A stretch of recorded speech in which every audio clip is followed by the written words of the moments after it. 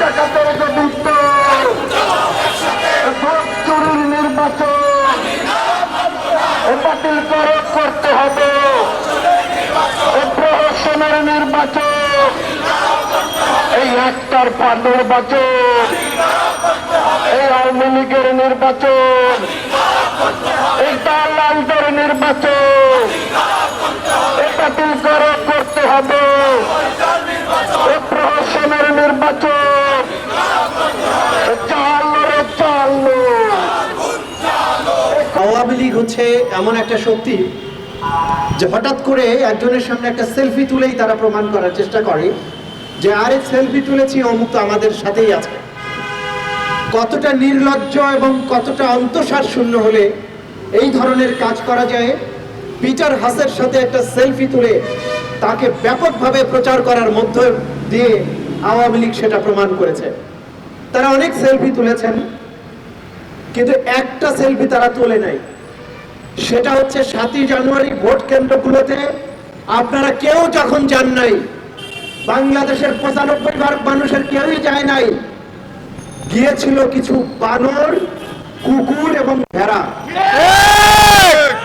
তারা যদি ওই বানরের সাথে একটা সেলফি তুলে প্রমাণ করতেন যে এরাও তাদের ভোটার, তাদের সাথে আছে, জাতি খুশি হতো।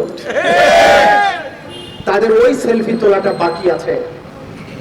তারা নির্ভর করে ভারত স্বীকৃতি দিয়েছে, উগান্ডা স্বীকৃতি দিয়েছে, রুয়ান্ডা স্বীকৃতি দিয়েছে, দুনিয়ার পাকিস্তান স্বীকৃতি দিয়েছে। তাই পিয়ারে পাকিস্তান, যে পাকিস্তানে গালি দেয় প্রয়োজনের সময় কোলে তুলে নেয়, সেই পাকিস্তান যে দেশের বিচার বিভাগ পর্যন্ত স্বাধীন নয়, যে দেশ সামরিক বাহিনীর ডিকটেশনে চলে, সেই দেশের স্বীকৃতি নিয়ে তারা বগল বাজায়।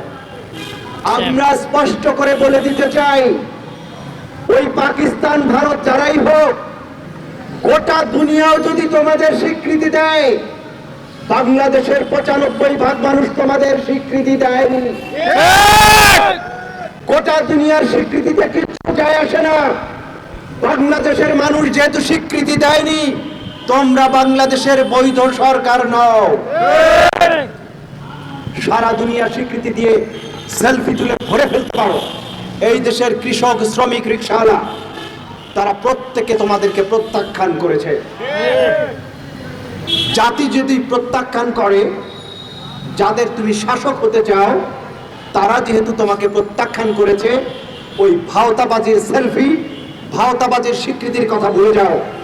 এই আন্দোলনের ব্যাপারে যারা বলেন ব্যর্থ হয়েছে, আমি বলি ব্যর্থ হয়নি। আগের কোনো আন্দোলনে বাংলাদেশের 95% মানুষ এইভাবে আন্দোলনকারীদের পাশে এসে দাঁড়ায়নি। 7ই জানুয়ারিতে বাংলাদেশের 95% মানুষ আমাদের পাশে এসে দাঁড়িয়েছে। এই 95% মানুষের বাইরে গিয়ে, সমুদ্র তরঙ্গের বাইরে গিয়ে ড্রেনের মধ্যে বন্যা আনার চেষ্টা করে কোনো লাভ হবে না। বাংলাদেশে আওয়ামী লীগের নৌকা ডুবে গেছে, আওয়ামী লীগ তাদের নদী নালা শুকিয়ে গেছে, তারা ড্রেনের মধ্যে বালতি দিয়ে পানি ঢেলে সেখানে বন্যা আনার চেষ্টা করছে। বাংলাদেশে আওয়ামী লীগের নৌকা আর কোনোদিন জাগবে না ইনশাআল্লাহ। জাতিকে ধোঁকা দিয়ে প্রত্যেকটা মানুষের ভোটাধিকার হরণ করে তামাশা করবা, বাংলাদেশের মানুষ যুগের পর যুগ চেয়ে দেখবে, এটা কোনোদিন হবে না। বন্দুকের জোরে আজকে ক্ষমতায় আছো, বন্দুকের নল ডাউন হতে বেশি সময় লাগে না। একবার বন্দুকের নল ডাউন হলে 95% মানুষের ধাওয়া খেয়ে কোন বঙ্গোপসাগরে যাবে সেই সিদ্ধান্ত তোমাদেরকে নিতে হবে। আজকে মানুষের স্বাধীনতা কেড়ে নিয়ে, মানুষের বাক স্বাধীনতা কেড়ে নিয়ে, সিভিল রাইট কেড়ে নিয়ে, জিনিসপত্রের দাম বাড়িয়ে দিয়ে তাদের জীবন অসহনীয় করে, তাদের ভোটটাকে চুরি করে সাম্রাজ্য করার স্বপ্ন দেখছ। এই দেশের মানুষ সেই সাম্রাজ্যকে চুরমার করে দেবে ইনশাআল্লাহ। আমরা হতাশ নই। আগামী দিনে যে 95% মানুষ আমাদের সাথে আছে, তাদেরকে নিয়ে তোমাদের এই পাতানো সংসদ, পাতানো মসনদ আমরা ভেঙে চুরমার করে দেবো ইনশাআল্লাহ।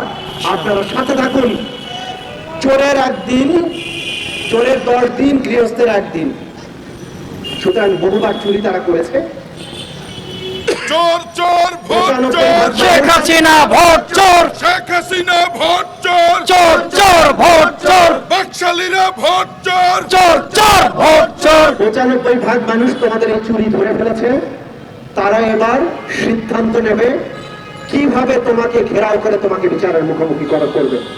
সুতরাং আগামী দিনের বাংলাদেশ মুক্ত বাংলাদেশ হবে, আওয়ামী লীগ মুক্ত বাংলাদেশ হবে। সেই দিন পর্যন্ত আন্দোলনে আপনারা আমাদের সাথে থাকুন। অবৈধ সংসদ মানে না, মানব না। দাবি এক দফা এক।